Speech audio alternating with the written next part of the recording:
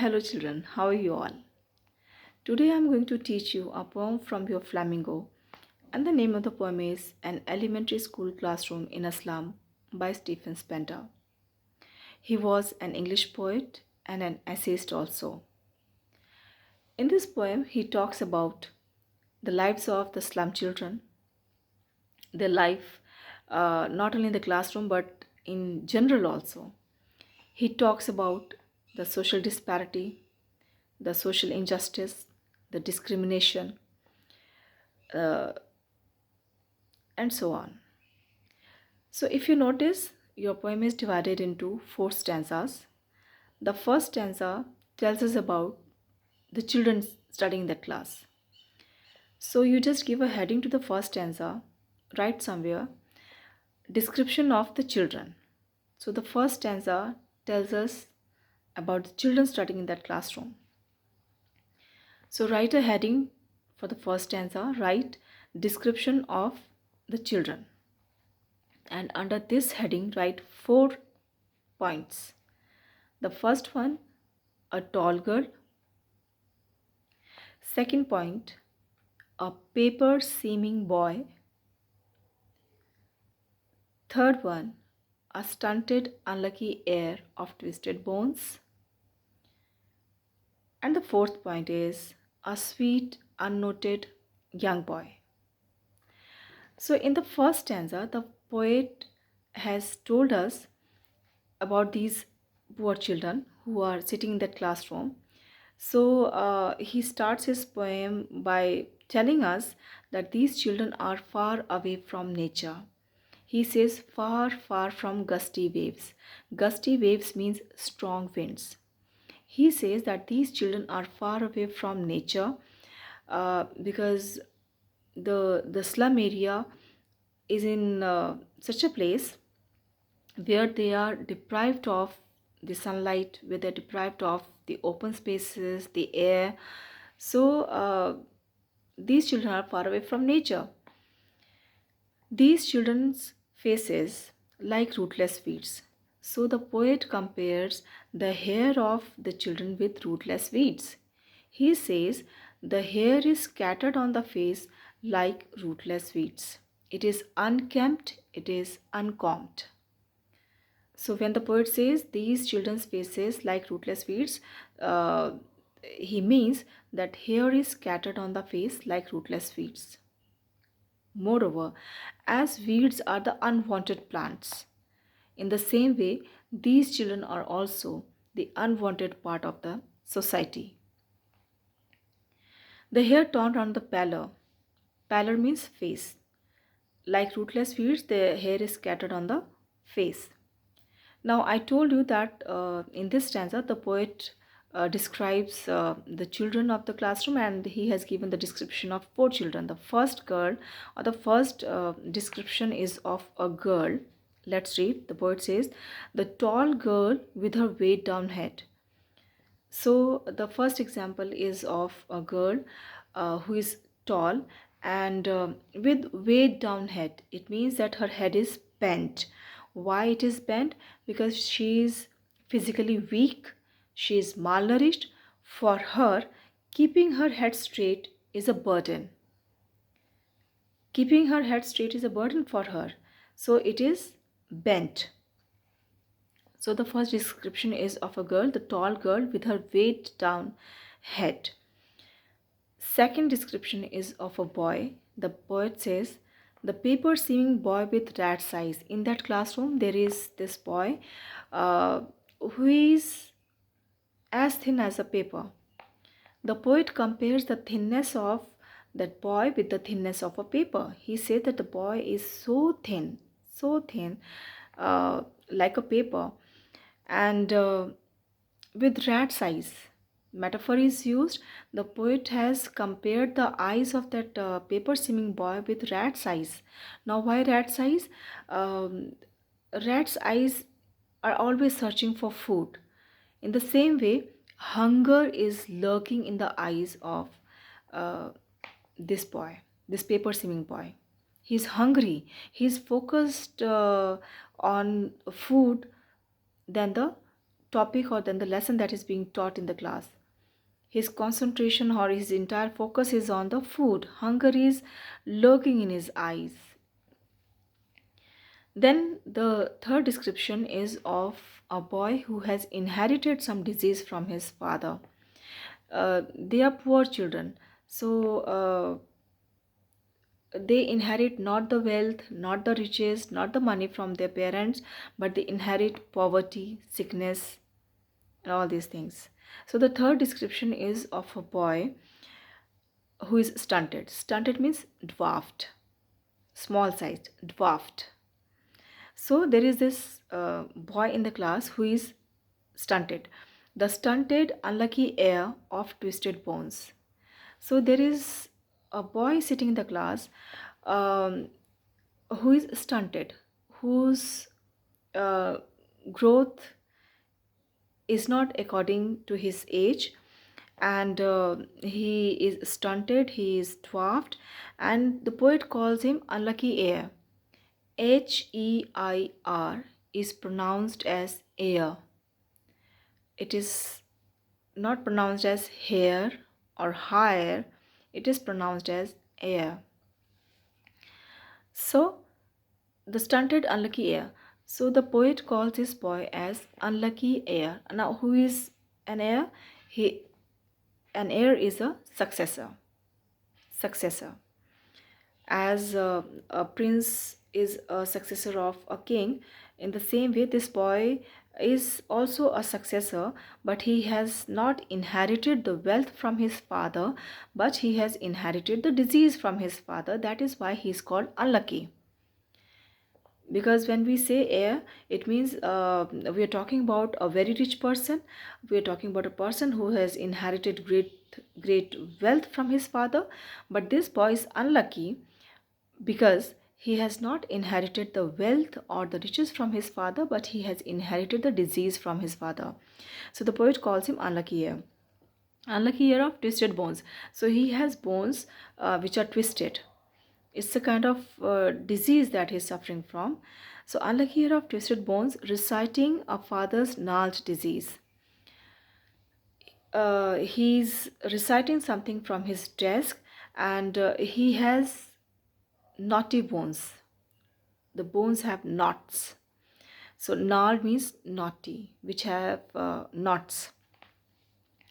So this boy, what this stunted boy is doing, what this unlucky guy is doing, he is reciting some lesson from his desk. Reciting a father's gnarled disease, his lesson from his desk.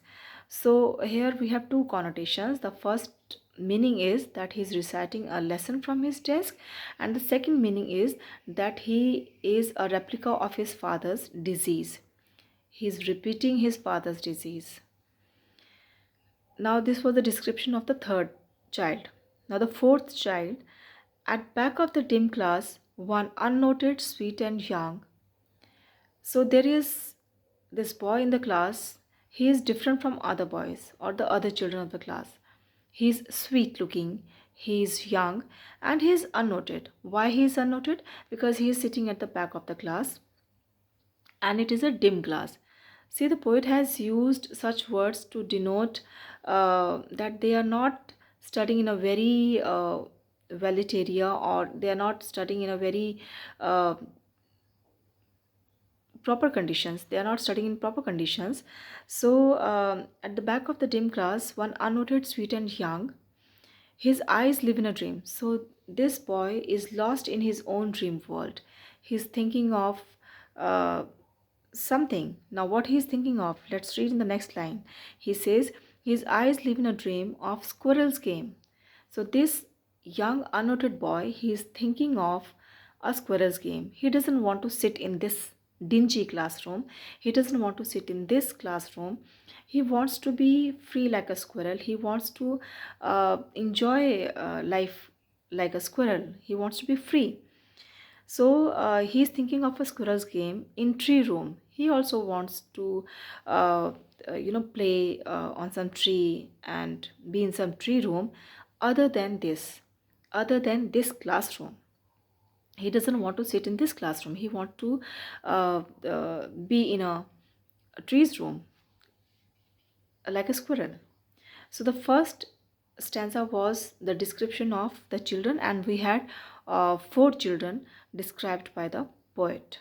And who are these four children? I repeat: a tall girl, second is a paper swimming boy, third is a stunted unlucky heir, and the fourth is a sweet young unnoted boy. So the first stanza should be clear to you. In my other video, I will take up the poetic devices, because if I take the poetic devices, that will kill the charm of this poem.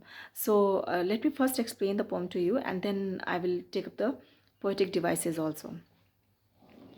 In the next stanza, the poet talks about the description of the classroom. The first stanza was about the description of the children. The second stanza is about the description of the classroom, the physical description of the classroom, how the classroom looked like. So again, you write a heading for the second stanza, and you write the description of the classroom. The previous stanza was about the description of the children. This stanza, the second stanza, is about the description of the classroom, and under this also again you write 4 points. That way it will be easier for you to remember. So under this heading you write 4 points.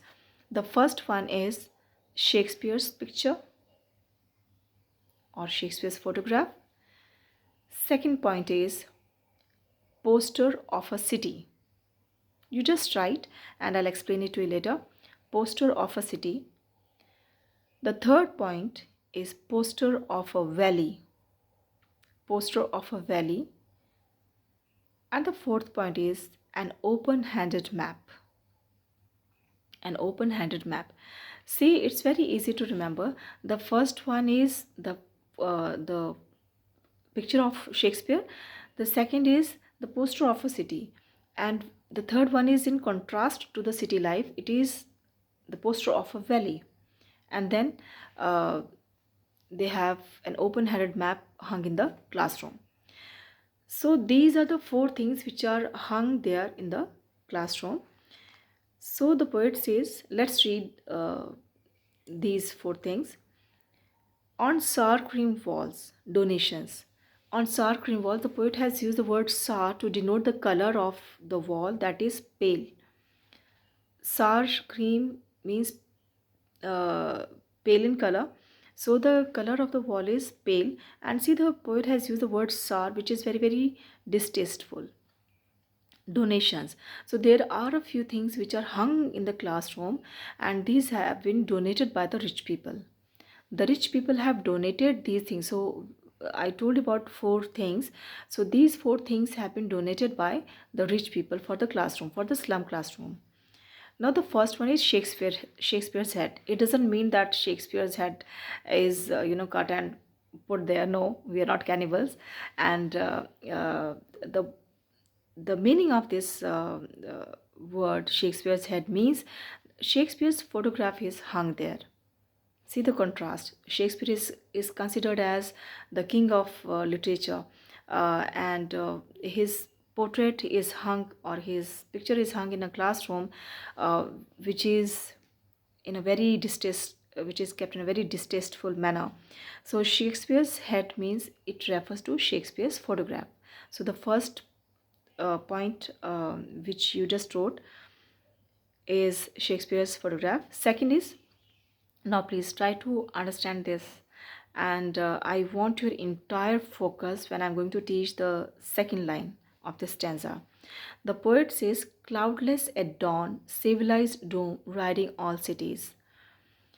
Cloudless at dawn. Cloudless means no pollution, pollution free.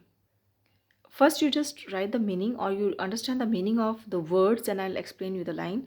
Cloudless means pollution free. Dawn means early morning. Civilized dome refers to the tall buildings. Riding all cities means it is a common feature of all the cities of the world. So let me explain this line. The poet says, now first picture was of Shakespeare. Now there is a poster which is hung in the classroom, and this this is a poster of a city. And what are the hallmarks of a city? uh, so these are the hallmarks of a city. A city is cloudless at dawn. In early morning, a city is pollution free. If you have ever gone outside early in the morning, you must have noticed that it is pollution free early in the morning, even in the cities also. So the scenery or the picture or the poster of that city is of early morning, when it is cloudless, when there is no smoke, when there is no pollution. It is cloudless at dawn, civilized dome. And the other feature is the tall buildings that you have in cities. So in that poster, uh, there are tall buildings, civilized dome. Dome is a circular construction dome. So civilized home. So we say now that the people who live in city are more civilized. So these are the buildings have been made by the civilized people. So civilized dome riding all cities, and you find these kind of buildings, this kind of atmosphere in all the cities of the world. Riding all the cities means it is a common feature of all the cities of the world. Whichever city you go to, you find the same feature, that it is cloudless at dawn, it is pollution free at dawn, then you have tall buildings, and these are the common features of all the cities. Okay. Then the third line is just the opposite of the second line. Now we have a poster of a valley. So the third thing which has been donated by rich people, so these are the donations. The third the thing that has been donated by the rich people is a poster, and this poster is of a valley. The name of that valley is Tyrole's Valley. It's in an Austrian province. And what he tells us about this valley is belt flowery Tyrole's Valley. Now there is this poster of a valley. The name of the valley is Tyrole's Valley, I just told you. And belt means bell-shaped flowers have bloomed, and in that poster we have belt-shaped flowers. Belt flowery Tyrole's Valley. We have belt-shaped flowers. And the fourth thing which is hung there in the class is open-handed map. So it simply refers to a map which is hung in the classroom. Open-handed map, awarding the world its world. Now the purpose of this map is that it is showing the world how it looks like. There are various countries, there are various places which are shown on the map, and what the map is doing, the world is looking at the map, and the map is showing the world how the world looks like. Awarding the world its world means the map is showing the world how the world looks like. And yet for these children, these windows, not this map, their world.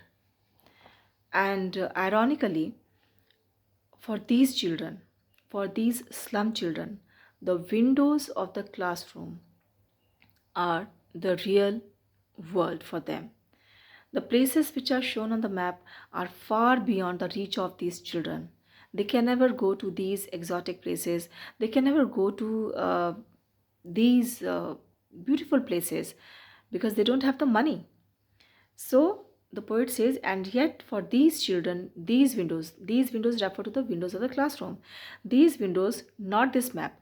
We say the map is the window to the world because it shows the world, how the world looks like, with the mountains, the rivers, the beaches, all those beautiful places. But the poet says, for these children in the slum, who are living this slum, who are studying this slum classroom, these windows are the real world for them, not this map, the world, where all their futures painted with a fog. Here, fog refers to unclear. The meaning of fog here is unclear. Their simply the meaning of this line is their future is unclear. They are sitting in the classroom, but they are unclear of their future, what they are going to do in life, what is their aim, what they want to become in life. It is unclear. It is painted with a fog. Fog is misty, fog is unclear. So their future is also unclear to them. They don't have a vision, they don't have a dream. So their future is all bleak. It is unclear. So let's move on to the next page now, page 193. The poet says, a narrow street sealed in with a lead sky. Now, the poet is telling us about the slum area. So far, he has talked about the slum classroom. Now, he has moved outside now, and he says, a narrow street sealed in. The streets in the slum are very narrow. The street in the slums are very narrow. They don't have wide roads in the slums. You must have seen that. So a narrow street sealed in with a lead sky means it is enveloped, it is covered with a lead sky. When you look above, you see blue sky. When you look above, you see blue sky. But when these children look above, they see black sky. Now, it's not that they are some aliens or they live in some different world. No, it means that when they look above, their sky or they don't see a blue sky. It is polluted. Because of the pollution, they have uh, they have black sky. So there is this layer of pollution. So when they look up, they see the polluted sky. So pollution is lead sky. Lead is blackish. You have lead in your pencils, so the color you can imagine is blackish. So when they look up, they don't see the blue sky. Instead, they see a black sky. Now, why black sky? Because of the pollution. Far from rivers, caves, and stars of words. So again, the idea which was expressed by the poet in the beginning of the poem, in the very first line, he said, far from gusty waves, that these children are far away from nature. In this line also, the poet says that these children are far from rivers, caves, and stars of words. Not only they are far away from nature, but they are also far away from stars of words, means education. They are sitting in the classroom for the sake of sitting. They are not really focused on what is being taught to them, because they are hungry, they are malnourished, they are unable to keep the body straight, they are unable to keep their head straight, and the hunger is lurking in their eyes. So they are far away from education. So the second stanza was about the description of the classroom. The first one, the first stanza was the description of the children, where you read about 4 children. The second stanza is the description of the classroom, where you read about the 4 things which have been donated by the rich people. Now let's move on to their life in general. Now we have stepped out of the classroom, and now the poet is telling us about their life in general in that slum area, how it is like. So the poet says, surely Shakespeare is wicked, the map a bad example. The poet calls Shakespeare wicked. What Shakespeare has done? What is his fault? You are asked a question why the poet calls Shakespeare wicked. Not only he calls Shakespeare wicked, he also says that map is also a bad example. The reason or the answer is in the next line. The next line says, with ships and sun and love tempting them to steal. Why Shakespeare is bad? Because in his works, in his dramas, he talks about the life of rich people. He talks about the kings, the queens, the palaces, the voyages, a lot of wealth. Shakespeare talks about a very rich lifestyle. Shakespeare has never written any drama where he talks about a common man. He has always written dramas based on royal life. So when these children read such dramas, yeah, such stories, they feel tempted to achieve that kind of life. They also want to taste that rich lifestyle. But since they cannot afford such a lifestyle, they steal, they become thieves, they rob, they steal. So who has made them thieves? Who has uh, who has coaxed them? Who has persuaded them to become thieves? Indirectly, the poet says Shakespeare, because he talks about the rich lifestyle, and these children are lured. These children get attracted to such a lifestyle, and they also want to achieve that life. But when they cannot, they start stealing. So Shakespeare is wicked. He should not talk about kings and queens and palaces, because such poor children get tempted, and when they can't afford it, then they steal. And for the very same reason, he says the map is also a bad example. Why? Because map also shows us various places which are so beautiful. The map shows us the mountains, the caves, the rivers, the oceans, the beaches. But for these children, these places are beyond their reach. They can never visit these places. So map is also a bad example. For lives that slyly turn in their cramped hills. Again, I want your 100% focus on this line. The poet says, for lives that slyly. Slyly means cunningly, cleverly. Turn in their cramped holes. Cramped means shrunken.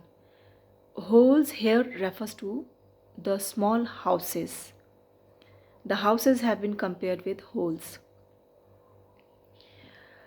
Now the meaning of this line is, the poet says, for lives refer to the lives of these poor children, or lives of the slum people.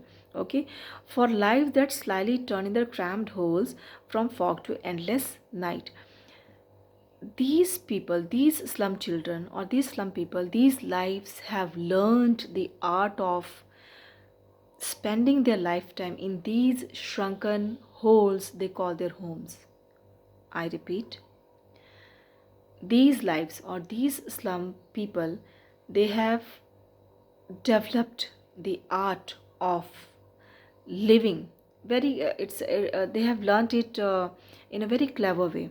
Very cleverly they have learnt the art of living in those small shrunken holes they call their homes. For you or for me, it is very difficult to even imagine like how people can live in such holes, such small holes, and they call it their homes. So it's an art, it's a very cunning thing, it's a very clever thing that only these people have learnt. So very slyly, very cunningly, very cleverly, they sneak inside those small holes they call their homes. Why? To save themselves from fog to endless night. They want to save themselves from the cold outside, from the fog outside, and it's an endless night. Again, it is symbolic. Endless night means their sufferings are never going to end. It's going to be an endless night. Even if you relate it with your own life, when you are not well, when you have some physical problem, maybe your head is aching or your stomach is aching, so that night seems to be very long. You are waiting for the day, but then it seems as if the night has been extended. So they have learned the art of living in these small homes. The meaning of this line, the third line, is they have learned the art of living in these small homes or the holes. From fog to endless night, on their slag heap. Slag means dirt. Heap is pile, dher, pile. On their slag heap, these children wear skins peeped through by bones. Their physical body is being described here. The poet says these children wear skins. You wear clothes, isn't it? To cover yourself up. But these children, it seems as if these children have worn skin over their bones. The bones are peeping outside. The bones are peeping outside uh, through their skin. So these children wear skins peeped through by bones. The bones are peeping out, and spectacles of steel with mended glass. And these poor children, they wear spectacles, they wear glasses with mended glass. Mended is repaired glass, and the glass that is fitted in the frame of that spectacle, the poet compares that glass with the broken pieces of a bottle. In the next line, the poet says, and these children wear spectacles of steel with mended glass, like bottle bits on stones, as if someone has smashed a bottle on some stone, and these children have just picked up those bottle bits, and they have fitted it in their frames, and they have managed to carry on with their lives. uh, we have, those uh, attractive advertisements in the TV, where they show, rich people buying glasses, with colorful frames. They can afford it, but these poor children, they can't afford such glasses. So what they have done, it seems as if they have picked up some bottle bits, and they have fitted it in their frame of steel. All of their time and space are foggy slum. Their entire time, their entire space, their entire lifetime is just slum. Foggy slum, unclear. It is polluted, it is unclear.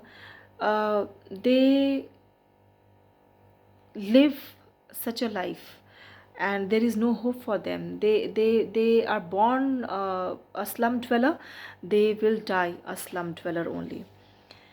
All of the time and space of foggy slum, so blot their map with slums as big as dome. Blot is a stain, a mark, dag ya dhaba, a mark, a stain. So blot their maps with slum as big as doom. Doom is destruction, tabahi. So their poverty blots the map. The map shows the exotic places, but those places have been blotted. Those places have been stained with their poverty. Their poverty does not allow them to visit so many places, or uh, to visit all these places which have been shown in the map. So the poverty blots their map with slums as big as room, and it is not a very small thing, or it is not something that you can ignore. They are eaten up by this poverty. They are completely destroyed, they're completely ruined by this poverty. Their poverty has eaten them up. They don't have dreams, they don't have aspirations.